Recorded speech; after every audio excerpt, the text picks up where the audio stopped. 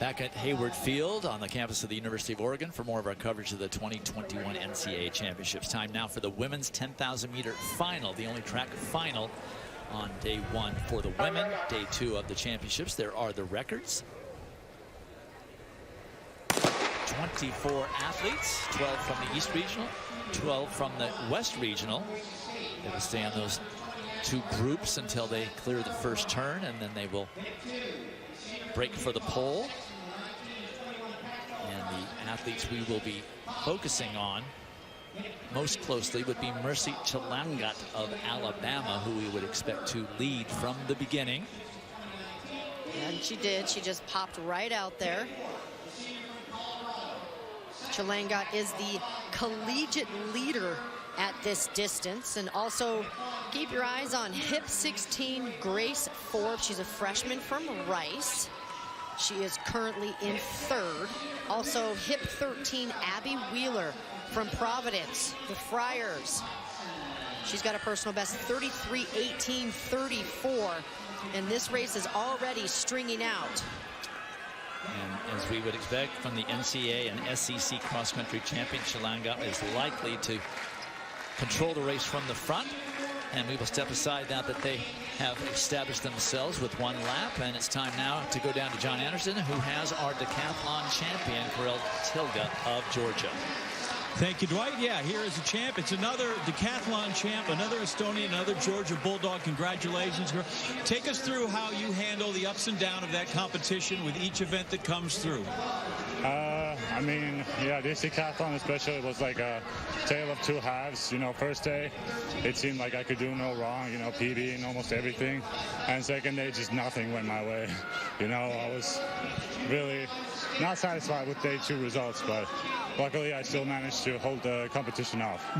What kind of encouragement, what kind of coaching you get from Petros as you went through the day to encourage you? I mean, Petros is, you know, he keeps it real. I know what he expects from me, and he knows what I expect from myself. So we said, you know, that wasn't my day, and we move on.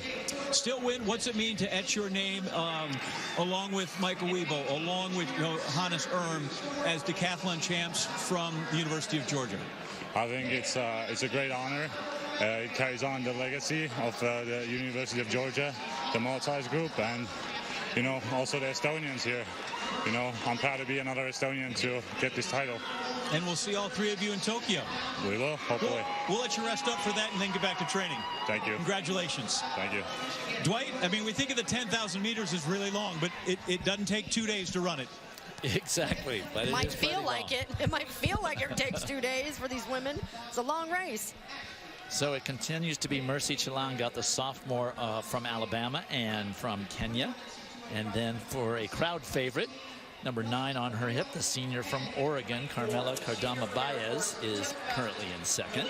Oregon's head coach, Robert Johnson, told me that Cardama-Baez is one of those athletes that has been the leader for this entire Duck squad all season long, and she has been a workhorse for them.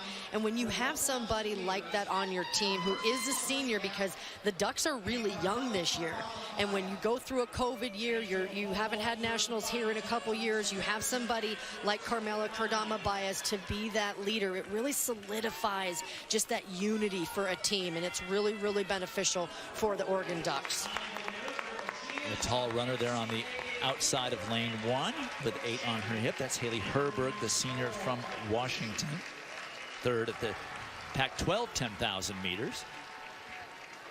Mercy Chilangot from Alabama in the lead right now. I talked to her about this race. She doubled at the SEC championships, winning the 10,000 as well as the 5,000. And she said that in this race especially, she's really trying to control her mind. She always runs from the front. She's got a sick close. She gets faster and faster as this race goes on. And this is an honest pace. They have strung out. They're not all bunched up like we've seen in some of the races before.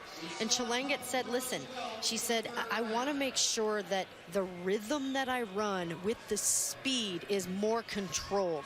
She said she's been doing a lot of different things in practice for that faster stuff, a lot of repeat 600s coming through in 68 and 70, just to work on that pace. She said she's very excited to get out here and see how she can control that rhythm of this speed. Well, this is Chilangot's debut at the NCAA championships, just a sophomore at Alabama. So with 21 laps remaining, we'll step aside. And when we return, more of the women's 10,000 meter final here in Eugene.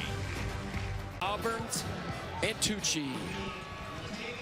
All right, back at the 10,000 meters with 18.5 laps remaining, and it has changed things close to the front, but not the front. It's still Mercy Chilangot of Alabama, who is everyone's choice to continue leading. 19 laps left coming into this home stretch. It'll be 18, and just a couple laps ago they were on 32:05 pace, which would break the meet record of 32:09. They've slowed down just a little bit, and now they're around 32:18 pace. However, don't knock out the speed of that young lady in front. And Grace Forbes, again, when you think about how strung out they are, as you see Forbes and Festery, everybody just within a couple steps of each other, really honest pace, but everybody's still right up at the front. So this will turn very mental and tactical when somebody makes a move and who can cover that move. It's Claire O'Brien, the senior from Boise State, with number 1 on her hip in the orange singlet, currently in 3rd position. Mercy Chilangot of Alabama in the lead right now, has some of the best longer distance speed that I have seen. Back in Arkansas at the John McDonald Invitational, she won the 5K, and in the last mile, get this, ran 4:39 in the last mile of that 5K, and her splits were 71, 69, 69, and 68. Her coaches have told me she's got a huge engine. And she just kind of runs really just unassuming, not thinking about everything, and then she just turns that speed on, and it is a whole nother gear. She'll be back, of course, on Saturday in the 5,000 meters, and Alabama's team hopes riding squarely on her shoulders. They're expecting 20 points from the sophomore from Eldoret, Kenya. 5 of these women in this race are also doubling back in the 5,000. So not only Chilangot in the 5,000, but O'Brien from Boise State, Tank from Utah, Nichols of Colorado, and Herbert of Washington doubling back in that 5K on Saturday. Correction on Chilangot, Caracho, Kenya, not Eldoret.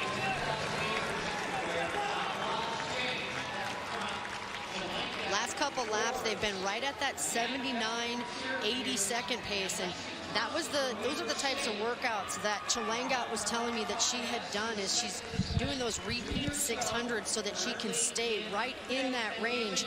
And in this 10K, they'll stay here for a while, and then it's not even really the 5K, it's the last K is where that speed stamina comes into place. And how you do that is you have to lower the volume and make sure that the intensity gets higher in your workouts, because once you do that and you can maintain that high intensity for a longer time in shorter workouts, not huge long mileage distance, but those shorter 800, 1200 at best workouts where you're pushing your heart rate to over 3 minutes at a time, you really hit that great VO2 max, which gives you a little bit of stronger aerobic power, and that is critical to run fast.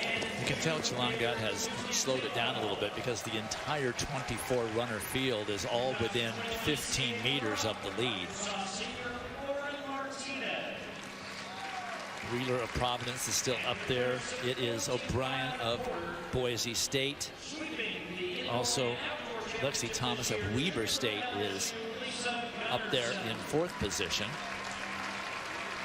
still 15 and a half laps to go. And this is the mental part of the race where I've talked about the feeling of a longer distance race a couple times this season, and it's physically how you're feeling. Right now, every single one of these women are on their own race plan, and they have to say to themselves, how am I feeling physically? And then there's a psychological part of that, is how you mentally feel about how you're physically feeling, and this will determine who makes moves and who covers them at this point. And there is her brother, Vincent Kiprop, a pretty good distance runner in his own right. He had a tough time in the 10,000 yesterday. See him in the 5,000 on Friday, but he won both those events at the SEC conference meet, as well as running the steeplechase. Actually, he won the steeple and the 10 and lost the 5. Yes. But that is his sister, Mercy Chilangot, and they had fun interviewing about each other at the conference meet as they were running and watching each other compete. All right, so we will have 14 laps remaining. When they come back around, we'll step aside once again and come back with more coverage of the 10,000 meter final here in Eugene.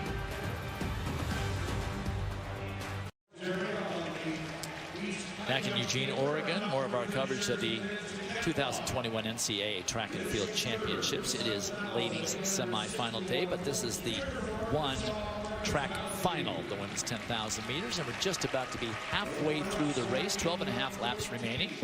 And at 4,800 meters, they were at 15:50, so you're looking at about 33:04 pace. They were 16:30 at the 5K. And this is perfect conditions for this race. It's cooled down. The wind's picked up just a teeny bit. The flags are blowing back at the top of Bowerman Curve next to the Bowerman Tower. And it's cool. 66. This was perfect, just like last night. So to run a 10K, this sets you up to be able to kind of start chipping away at these laps. And Chilangot is just hanging out in front right now. Thompson of Weber State making a little bit of a move, and Grace Ford's covering it as well from Rice. But watch Chilangot. She will not panic through here. She will let these women go. It has slowed down a little bit, so they're saying, okay, listen, we got to stay on our own race plan, and let's do this. Well, it's no secret that Mercy Chilangot is trying to save as much energy as she possibly can to come back in the 5,000 meters on Saturday. So if they didn't want to pass her, that she was fine with that. But now that they have, she will dig in. She will hunker down and decide what to do. She can run it from there. She can run it from the front. Let me also recognize Amanda Festery of Syracuse there, back in fourth place. I thought a Boise State athlete was there. She is in the top 8, but that is Festery from Syracuse, the junior. Abby Wheeler from Providence is up there as well. So is Carmela Cardama-Baez, again from Oregon, just hanging out in there. You know, after this first half of this race gets over, this is where the race really starts to begin. Because all of these women have been all within just a couple steps of each other, this is where the mental tactics take place. You saw Forbes and Thompson make a move on Chilangot. And that's where you have to make sure, if I'm making a move, is it going to matter? All of those surges, you don't want to have 6 or 7 of them. You want to make sure that when you do make a move or a surge, you do it quickly and just make sure that you progressively start running harder and harder as the race goes on. Well, so far, no one is forging a pace that is too tough for the 24th person in this race. So that lets you know that, number one, they're at the top of their game, but also that things have slowed down to the point where everybody is still within themselves to be able to handle it. This part of the race, you see that the women are you're starting to get tired, clearly. And this is about those threshold workouts and pushing that VO2 max that I was talking about, because there's a little bit more value in those workouts that are right around 1,000 meters or 1,200 meters with short rest in between, because that starts playing into the mental aspect at practice. When you do those workouts and burning those thresholds, you mentally start going in practice, okay, man, this is hard. This is where I'm at. And those are mental triggers that will come up in this race and help you get through it.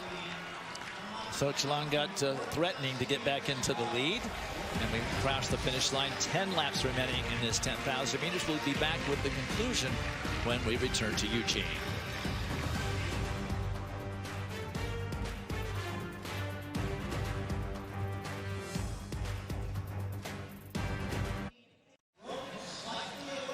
back in Eugene, Oregon for more of the coverage of the 2021 NCAA Track and Field Championships. Women's 10,000 meters with less than 8 laps remaining, and Mercy Chilangot of Alabama back in the lead. We'll step aside for a moment and take it over to Jill for a great women's long jump competition. All right, back at the 10,000 meters with 6.5 laps remaining, and Mercy Chilangot is up the ante a bit and really spread out the field. The only one really staying with her is the senior from Oregon, Carmela Cardama Baez, running, of course, at home. She's from Spain, or yes, Spain, Vigo, Spain, as a matter of fact. And she's the only one that is sticking with Chilangot. When she comes across the start-finish, they will have 6 laps remaining.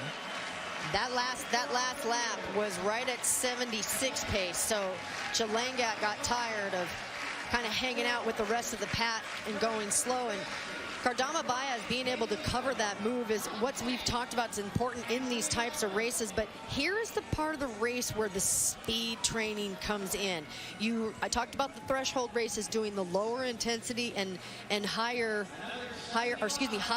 intensity, lower volume, and this is where the repeat 600s come in, where you're going to do 5 to 8 of them, and in that first 400 you might run mile pace, and then in that last 200 you're going to cut them down. It's workouts like that, or it's workouts like 4 by 1,000 or 4 by 1,200s with 90 seconds rest in between, so you get into that my legs are burning, my heart is going, and you're at that threshold where you feel exactly where these women are in this race right now. And once you do that through practice, the old school way of doing 80 billion miles a week over. Now everybody's going into these lower volume, higher intensity workouts, and look what happens to these fields. They continue to get faster and faster as we get a look at her brother cheering her on. Her brother Vincent Kiprop, who told John Anderson that he told his sister, okay, it's time to go now. Enough of this fooling around, enough of this 79 and 80. Let's throw a few 75, 76s in there and see what happens. Well, the only runner that would go with her is the Oregon senior, Carmela Cardama Baez, who's doing a nice job of hanging with her right now with less than 5 laps remaining in this 10,000 meters. Chilangot about to lap her first runner of this race. And it was less than a mile and a half ago that they were within 15 meters. The entire field of 24 was within 15 meters of itself. That's how quickly this developed. And they lap Blackowitz of Notre Dame. Look at the turnover change. They were, look at how much quicker their feet are coming, and being able to be in that rhythm and that stride. That's exactly what Chilangot told me she wanted, to be able to have really great rhythm as she starts to pick up that speed. She said she would emulate that in practices. She'd do repeat 1600s out in lane 3. And she would want to really try to turn over and try to get that speed going so that she can feel it in this race and know when to either let the pack come with you, slow down a little bit. But again, the closing speed she has is absolutely just mind-boggling. Less than a mile to go, less than 4 laps, and they've probably created about a 30-meter gap between themselves and a pack of 5 or 6 that are still in scoring position for their schools. But we know the kind of finishing speed Chilangot has. And I have to tell you, if I'm thinking about her, she's going, why can't I just be by myself right now? I don't really want to work this hard to try and shake this runner who seems to not want to go away and doesn't seem to want to take the lead either. I have a 5,000 meters to run in 2 days. And Cardama Baez does not. Cardama Baez going, no, you're doing a fine job. All right, the laps are starting to get a little bit faster. 75, 76. 5:02 mile pace in these last few laps. That's what they're starting to average, and this is where Chilangot really shines. Again, going back to that John McDonald Invitational earlier in Fayetteville, Arkansas, when she ran that 5K. The last mile was 4:39, and she just started to rip them off. 3 laps remaining, and it's a 2-woman race. Mercy Chilangot, who has led all but maybe 2 laps of the previous 22 laps, and senior from Oregon, Carmela Cardama Baez of Vigo, Spain, hanging on there, making a nuisance of herself, threatening to move at any point. But I would love to see what happens if she makes a move and see how Chilangot responds and how she covers it. And in the last couple meets that we have watched Chilangot run, she's been all by herself, lapping, 3, 4, 10, 12 of the other athletes. So to have somebody right behind you hearing their breath, even though this stadium's really loud, let me tell you what that backstretch sounds like. You can hear feet, and you can actually hear the breathing of the person behind you. I have run on this track many times a million years ago, and that backstretch, even with the new design and the limited capacity of people, you can hear every step that you and somebody as close as Cardama Baez takes. And now Cardama Baez takes the lead, and Chilangot gives her a little side eye like, okay, girl, let's go. Cardama Baez does have the 3rd fastest time amongst collegians, Pac-12 champion. And 2 laps to go, she decided to take a little more than 2 laps ago. She decided to take the lead. Now let's see what Chilangot does. We know what kind of finishing speed we've seen from her throughout the season, both the indoor season and outdoor season. This is her first NCAA championships. What I'd like to see Cardama Baez do is not just make the move, try to get some separation right now, because when you make those moves, you've got to have a little bit more of a surge so that you don't have to come back and try and overtake Chilangot if she tries to make a move on you again. Get a little bit of separation right here and put some pressure on her. But at the same time, she may be thinking, I've got to save a little bit of something, maybe a gear shift in case she does make that move to try to hold her off. Last 2 laps went 77-75. And now the gap from 2nd back to 3rd has got to be 70 meters. So here they come around, the penultimate straightaway. Cardama Baez looks really relaxed. Look at how low her shoulders are. She doesn't look like she's laboring at all. Chilangot's arms are starting to go a little bit across her body. There's the bell, and a little tiny separation at the bell. Hayward magic. As Cardama Baez does shift gears. I'm not sure Chilangot doesn't have another gear, but she's letting that gap grow bigger. She didn't cover right there. That surge that Cardama Baez just had needed to be covered immediately by Chilangot. Well, Cardama Baez did look back, which is usually a sign to the person behind you that, yeah, I'm not certain about this. I'm not going to ride off Chilangot yet. But she's letting too much gap develop. Cardama Baez running really relaxed. Look at how high her knees are. After 10,000 meters to be able to pick your knees up like that, and now she just starts to sprint. And it's over now. Woo! Listen to the crowd.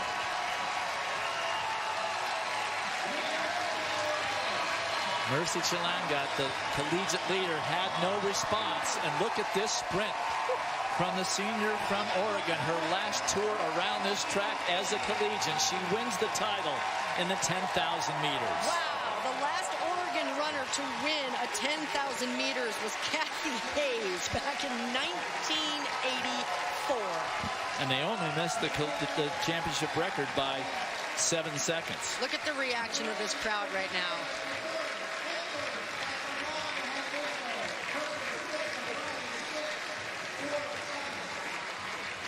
Maria Mettler finishing 3rd. 72nd for that last lap for Cardama Baez. 2:23 for the last 800. How about that? Katie Izzo of Arkansas ends up with 4th place points. Haley Herberg of Washington ends at 5th. What a great run for Carmela Cardama Baez, beating the heavy favorite Mercy Chilangot. She is your 10,000 meter NCAA champion. All right, when we return, back with the 4x400 relays to conclude the meet.